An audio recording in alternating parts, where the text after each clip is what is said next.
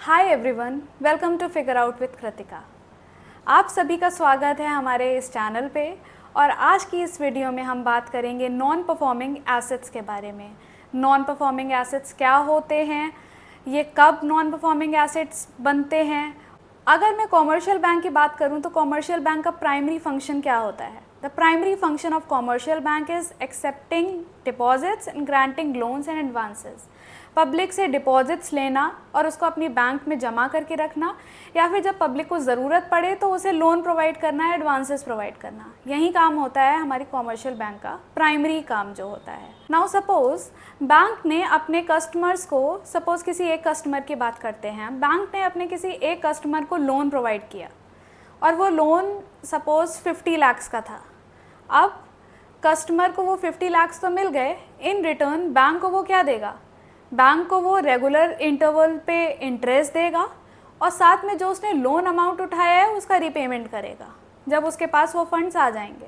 ऐसे ही होता है। तो यहाँ पर बैंक ने अपने किसी कस्टमर को लोन दिया और एक पर्टिकुलर टाइम के बाद उसका प्रिंसिपल अमाउंट और इंटरेस्ट ड्यू हो गया। दैट मीन्स अब कस्टमर को वो रीपे करना है बैंक को।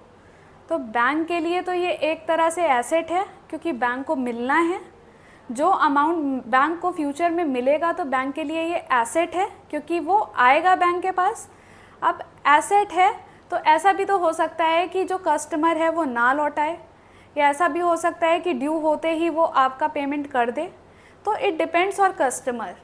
अगर कस्टमर प्रिंसिपल अमाउंट और इंटरेस्ट के ड्यू होते ही बैंक को पैसे वापस कर देता है, तब तो वो बन जाते हैं परफॉर्मिंग एसेट्स। और अगर वही कस्टमर प्रिंसिपल अमाउंट के ड्यू होने के बाद और इंटरेस्ट अमाउंट के ड्यू होने के बाद बैंक को वो पैसे वापस नहीं देता, तो वो बन जाते हैं नॉन परफॉर्मिंग एसेट्स। तो अब हमने जान लिया है what are non performing assets. Non performing assets loan का वो पोर्शन है जो प्रिंसिपल और इंटरेस्ट अमाउंट में डिवाइडेड है और वो ड्यू होने के बाद भी बैंक को ना मिले तो वो नॉन परफॉर्मिंग एसेट्स कहलाते हैं। अब नॉन परफॉर्मिंग एसेट्स में भी 3 बाइफर्केशंस हैं। एक होते हैं हमारे सब स्टैंडर्ड, सेकेंड होता है doubtful and third is loss assets. वो सेम ही चीज़ है, बस उसको 3 नाम दे दिए गए हैं। वो 3 नाम क्यों दिए गए हैं और वो क्या हैं और कैसे कैसे वही नॉन परफॉर्मिंग एसेट्स इन तीनों में कन्वर्ट होते हैं, हम उसको इस डायग्राम के थ्रू डिस्कस करेंगे।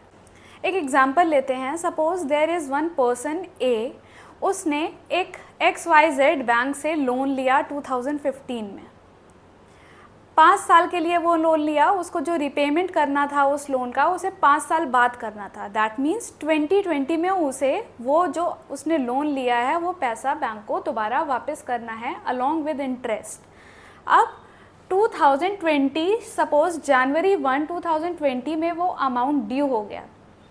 बैंक ने ए को बोल दिया, भाई साहब आपका अमाउंट ड्यू हो गया है, हमें रिपेमेंट करिए, हमें हमारा पैसा वापस करिए अलॉन्ग विद इंटरेस्ट। 1 जनवरी 2020 की बात है और यहाँ इंटरेस्ट प्लस प्रिंसिपल जो है वो ड्यू हो गया है। अब कस्टमर निकला 420। उसने बोला भाई हम तो वापस नहीं करेंगे, तुम नोटिस पे नोटिस भेजो, देखी जाएगी। तो कस्टमर ने क्या किया, उसने 90 डेज तक पेमेंट ही नहीं किया। 90 दिन तक पेमेंट आया ही नहीं बैंक के पास। जिस दिन ड्यू हुआ था, दैट मीन्स 1 जनवरी 2020 को ड्यू हुआ था, अगर वहाँ से 90 डेज़ काउंट करें तो हम 31 मार्च 2020 पे पहुँच गए। 31 मार्च 2020 तक आपकी पेमेंट आई ही नहीं XYZ के पास। तो XYZ ने क्या बोला कि भाई 90 दिन हो गए हैं और अभी तक पेमेंट आई नहीं है, तो ऐसा लग रहा है कि नॉन परफॉर्मिंग एसेट्स ही बनेंगे, सामने वाला बंदा पैसे दे ही नहीं रहा है। तो बैंक ने 91st डे क्या किया, उस जो पर्टिकुलर अमाउंट था उसको नॉन परफॉर्मिंग एसेट्स घोषित कर दिया और उसको नाम दिया सब स्टैंडर्ड। जैसा कि अभी मैंने बताया था कि हमारे जो नॉन परफॉर्मिंग एसेट्स होते हैं उसके 3 नाम होते हैं, substandard, doubtful and then loss assets. तो ये फर्स्ट स्टेज पे पहुंच गए हैं हमारा non performing assets substandard. हमें एक टाइमलाइन याद रखनी है कि जिस डेट को अमाउंट ड्यू हो वहाँ से 90 दिन तक अगर पेमेंट नहीं आए तो 91st डे हम उसको नॉन परफॉर्मिंग एसेट घोषित कर देंगे और उसका नाम देंगे हम सब स्टैंडर्ड। ये सब क्या कौन कर रहा है, बैंक कर रही है। अब 91st डे वो एसेट जो हैं वो नॉन परफॉर्मिंग एसेट बन चुके हैं, वो सब स्टैंडर्ड बन चुके हैं। अब बैंक ने कहा थोड़ा और वेट कर लेते हैं, 1 साल और देख लेते हैं, हो सकता है कि कस्टमर जो है, जो ए है, वो वापस कर दे हमारे रुपए, हमें रिपेमेंट कर दे। बैंक ने 12 महीने या फिर 1 साल और वेट किया। अब 1 साल और वेट किया तब भी पेमेंट नहीं आई, तो बैंक ने क्या किया कि 1 साल होने के जस्ट उसके अगले दिन उन्हीं सेम नॉन परफॉर्मिंग एसेट्स को दूसरा नाम दे दिया, डाउटफुल नॉन परफॉर्मिंग एसेट्स, कि अब तो यार बड़ा डाउट है कि ये ए देगा भी कि नहीं देगा।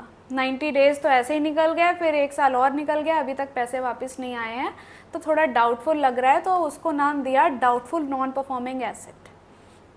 टाइमलाइन याद रखनी है, फर्स्ट 90 डेज़ जब ड्यू हुआ तो नहीं आया, तो 91st डे हमने नॉन परफॉर्मिंग एसेट उसको बनाया और उसको नाम दिया सब स्टैंडर्ड। फिर से 1 साल वेट किया और 1 साल ख़त्म होते ही उसके अगले दिन हमने उसको डाउटफुल एसेट बना दिया। अब वो डाउटफुल बन गया है, बैंक को बिल्कुल भी उम्मीद नहीं है कि कस्टमर देगा रुपए। तो बैंक ने अब बैंक क्या करेगी कि उसको अपनी बैलेंस शीट में डाउटफुल करके छोड़ देगी या क्या करेगी? तो यहाँ पर एक नॉर्म है कि अगर आपका जो बैंक का मैनेजर है और आरबीआई का एक ऑफिसर है और ऑडिटर, अगर इन तीनों को लग रहा है कि भाई अब ये तो 50 लाख रुपए गए तो गए, अब ए वापस नहीं करेगा XYZ को, अगर इन तीनों को ऐसा लग रहा है कि अब ये रुपए वापस नहीं आएंगे, तो ये लोग सेम एसेट को लॉस एसेट घोषित कर सकते हैं और अपनी बैलेंस शीट में लॉस दिखा सकते हैं कि भाई ये कस्टमर से रिकवर नहीं हुआ।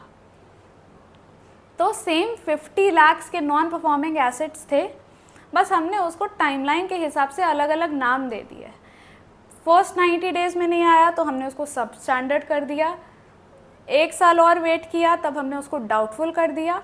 अब डाउटफुल होने के बाद कभी भी इन तीनों को लग रहा है, बैंक मैनेजर, आरबीआई ऑफिसर और ऑडिटर, तो ये तीनों लोग उसको लॉस एसेट घोषित कर सकते हैं और अपनी बैलेंस शीट में दिखा सकते हैं कि भाई ये तो लॉस एसेट है, ए भाई साहब ने हमें पैसे वापस नहीं किए, हमें हमारा रिपेमेंट नहीं किया, जो कि प्रिंसिपल अमाउंट और इंटरेस्ट अमाउंट था। That's all about non performing assets. अगर आपको ये वीडियो अच्छी लगी हो तो प्लीज़ हमें कमेंट सेक्शन में ज़रूर बताइएगा, और अगर आपको कुछ डाउट्स हैं या और डिटेल में जानना चाहते हैं तो please do let me know in the comment section. आप सभी का बहुत बहुत धन्यवाद वीडियो के एंड तक रुकने के लिए। आए हो तो लाइक, शेयर एंड सब्सक्राइब करके जाना। Thank you.